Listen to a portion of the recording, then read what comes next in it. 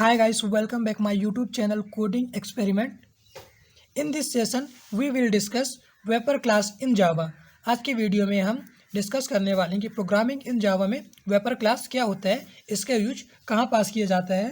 तो wrapper class का use to convert primitive type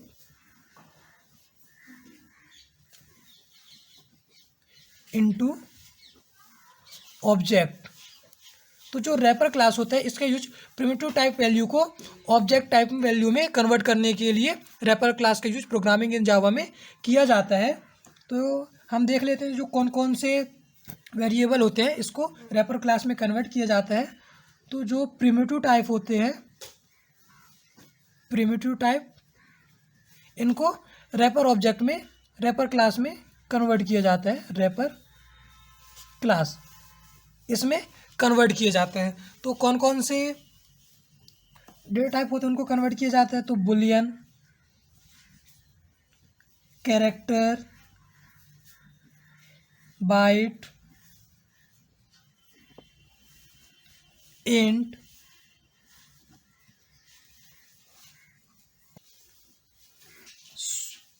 short, long, float और double. इन डेटा टाइप को कन्वर्ट करने के लिए हम वेपर क्लास का यूज करते हैं। तो जो बुलियन प्रिमिटिव टाइप वैल्यू है इसको वेपर क्लास में हम कन्वर्ट करते हैं। तो ये किस तरह से हो जाता है, तो जो इसके फर्स्ट वाला जो लेटर है वो कैपिटल में चला जाता है, बुलियन। कैरेक्टर का जो वेपर क्लास है ये CHA कैरेक्टर, बाइट को BYTE, इंट को इंटीजर और शॉर्ट को SHORT, लॉन्ग को LONG, फ्लोट को FLOAT और डबल को DOUBLE। तो आप लोग देख रहे होंगे कि जो प्रिमिटिव टाइप वैल्यू है इसको हम वेपर क्लास में चेंज करते हैं। तो आप लोग देख रहे होंगे कि जो कैरेक्टर और इंटीजर इन दोनों के स्पेलिंग में अंतर आया है। बाकी जो बुलियन भी सेम है, बस इसका जो फर्स्ट लेटर है वो यहाँ पास कैपिटल कर दिया गया है। तो वेपर क्लास में इस तरह से चेंजिंग होते हैं। बाकी जो कैरेक्टर की स्पेलिंग है और इंटीजर की वैल्यू है इसको पूरा लिया गया है।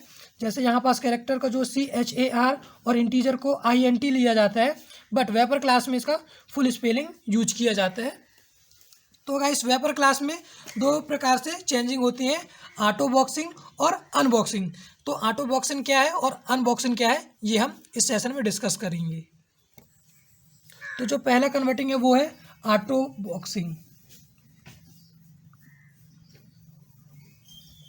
ऑटो बॉक्सिंग में क्या किया जाता है, इसमें जो प्रिमिटिव टाइप वैल्यू होते हैं इसको हम ऑब्जेक्ट के रैपर क्लास में कन्वर्ट करते हैं।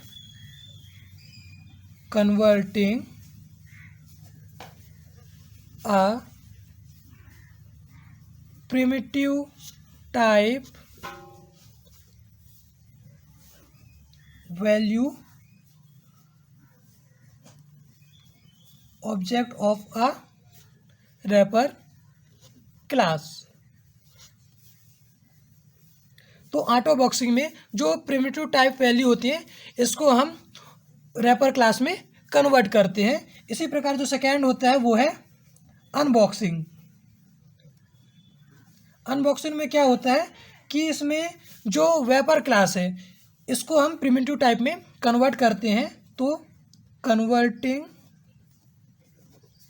N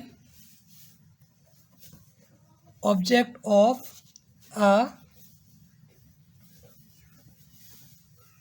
rapper type into primitive type.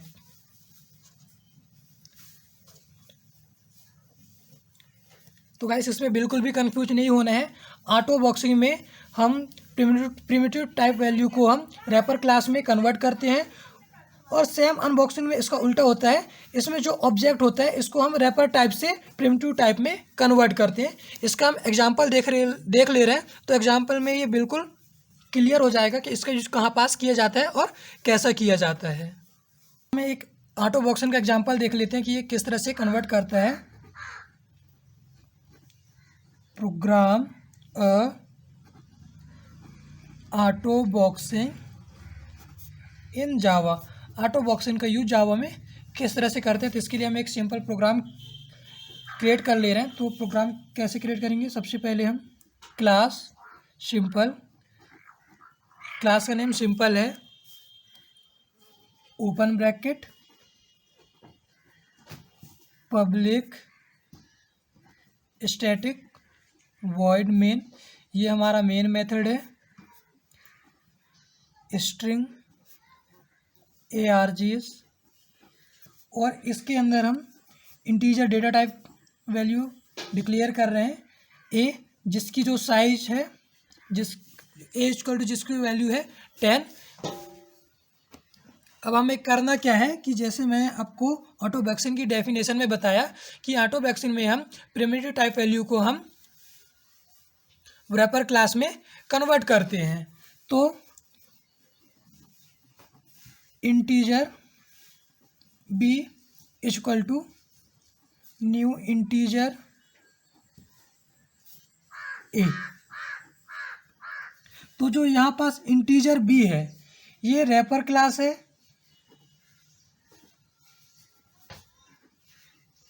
और न्यू इंटीजर ए रैपर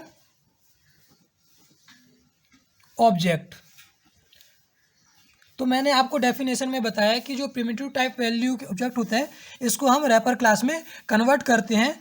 तो हमारा इंटीजर ए जिसकी वैल्यू कितनी है 10 है, तो इसको ये रैपर क्लास में कन्वर्ट कर रहा है। इंटीजर बी इक्वल टू क्या है, न्यू इंटीजर ए। जो न्यू इंटीजर है ये यहाँ पास रैपर ऑब्जेक्ट है, तो जो ऑब्जेक्ट है वो किस में कन्वर्ट हो रहा है, रैपर क्लास में कन्वर्ट हो रहा है, जो मैंने आपको डेफिनेशन में बताया। अब हम इसे डिस्प्ले करने के लिए हम प्रिंट स्टेटमेंट का यूज करेंगे। System dot out dot println A print करेंगे, और इसी प्रकार system dot out print Elon बी, और क्वेश्चन को बंद कर देते हैं। तो ये ए की वैल्यू हमें 10 प्रिंट करेगा, तो ये हमें ए की वैल्यू 10 प्रिंट करेगा और बी की वैल्यू भी 10 प्रिंट करेगा, क्योंकि ए की वैल्यू हम ऑलरेडी 10 असाइन कर दिए हैं, बट जो बी की वैल्यू है वो रैपर ऑब्जेक्ट के बराबर है, ए के बराबर, तो बी की वैल्यू भी ये 10 प्रिंट करके देगा। तो ये हो गया ऑटो बॉक्सिंग। अब हम अनबॉक्सिंग का एग्जांपल देख लेते हैं कि ये किस तरह से वर्क करता है। प्रोग्राम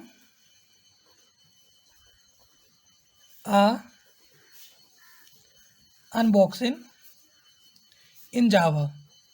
तो जो अनबॉक्सिंग है ये सेम ऑटो बॉक्सिंग का विपरीत है, उल्टा, इसमें उल्टा किया जाता है। तो इसके लिए एक प्रोग्राम क्रिएट कर रहे हैं, class simple public static void main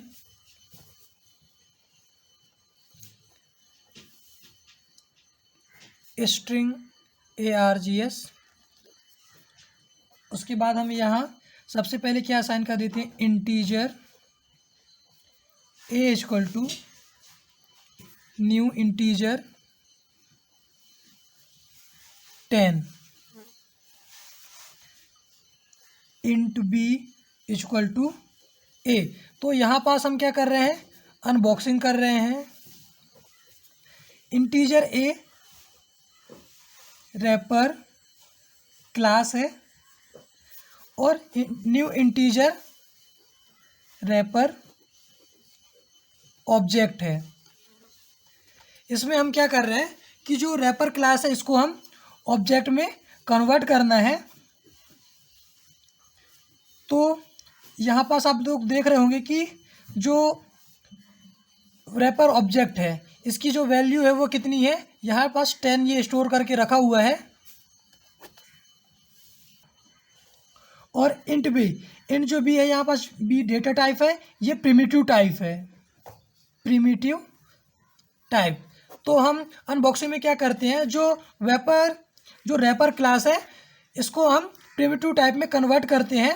तो जो ए की वैल्यू है वो यहाँ पास 10 है, तो ये बी की वैल्यू भी हमें 10 प्रिंट करेगा। तो हम इसके लिए प्रिंट स्टेटमेंट यूज करेंगे, system dot out dot println. A की वैल्यू ये हमें 10 प्रिंट करेगा। इसी प्रकार system dot out dot print Elon B. तो ये ए की वैल्यू 10 प्रिंट करेगा और बी की वैल्यू 10 करेगा। तो आज के सेशन में हमने ऑटोबॉक्सिंग और अनबॉक्सिंग को किस तरह से कन्वर्ट करते हैं, ये आज के सेशन में हमने डिस्कस किया। वीडियो कैसी लगी आप कमेंट करके ज़रूर बताइएगा, और वीडियो पसंद आए तो चैनल को ज़रूर सब्सक्राइब कीजिएगा।